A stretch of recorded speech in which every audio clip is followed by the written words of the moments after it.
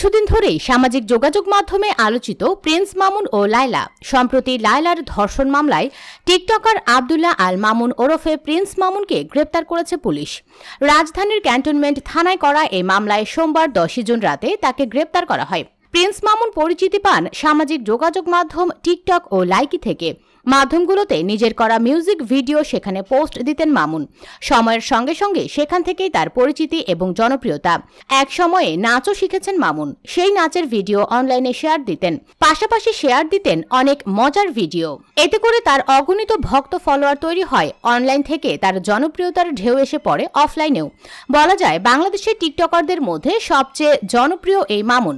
তার ফলোয়ার বা অনুসারীর সংখ্যাও অগণিত। এখন তিনি দেশের বিভিন্ন প্রান্তে শোরুম বা দোকান উদ্বোধন করেন মোটা অঙ্কের অর্থের বিনিময়ে। অন্যদিকে প্রিন্স মামুন ও লায়লা আক্তার টিকটকের আলোচিত নাম। মামুন লায়লাকে সঙ্গে করে ফেসবুক, ইউটিউবে বিনোদন ভিত্তিক কন্টেন্ট বানিয়ে বরাবরই আলোচনায় ছিলেন। বয়সের ব্যবধানের পরেও প্রেমের সম্পর্কের কারণেই তাদের ব্যক্তি জীবন চর্চিত। কিছুদিন আগেই সামাজিক যোগাযোগ মাধ্যম ফেসবুকে পোস্ট করে লায়লা জানিয়েছিলেন তার সঙ্গে মামুনের আর কোনো সম্পর্ক নেই। লায়লা মামুনকে নিয়ে একাধিকবার বিভিন্ন অভিযোগ করেছিলেন সামাজিক যোগাযোগ মাধ্যমে। কখনো ঝগড়া করে, কখনো মামুনের নামে টাকা নেওয়ার অভিযোগ, আবার কখনো মামুনের নামে লায়লা অভিযোগ তুলেছেন শারীরিক অত্যাচারেরও। তবে এবার সব ছাপিয়ে লায়লা মামুনের নামে করলেন বিয়ের প্রলোভনে ধর্ষণের মামলা। সেই মামলার জের ধরেই প্রিন্স মামুনের রিমান্ড নামঞ্জুর করে তাকে কারাগারে পাঠানোর আদেশ দিয়েছেন আদালত। মঙ্গলবার 11 জুন ঢাকার মেট্রোপলিটন ম্যাজিস্ট্রেট মোহাম্মদ মামুনুর রশিদ এই আদেশ দেন।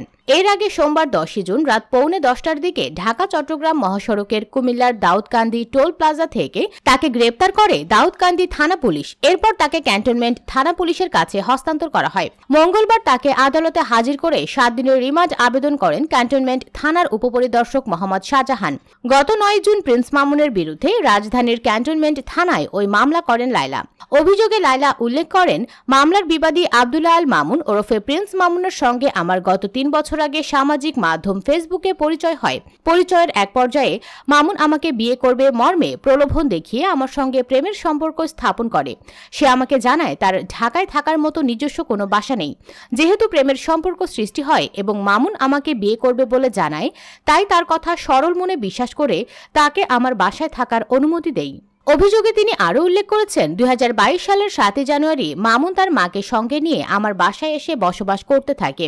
ওই দিন থেকে সে আমার বাসায় আমার সঙ্গে একই রুমে থাকতে শুরু করে। বিয়ের প্রলোভন দেখিয়ে একাধিকবার শারীরিক সম্পর্ক করে। মামুন আমার বাসায় থাকাকালে তার বাবা মা মাঝে মধ্যেই সেখানে এসে অবস্থান করত।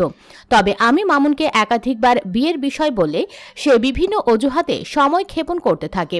সর্বশেষ চলতি বছরের 14 মার্চ মামুন আবার আমার সঙ্গে শারীরিক সম্পর্ক স্থাপন করে।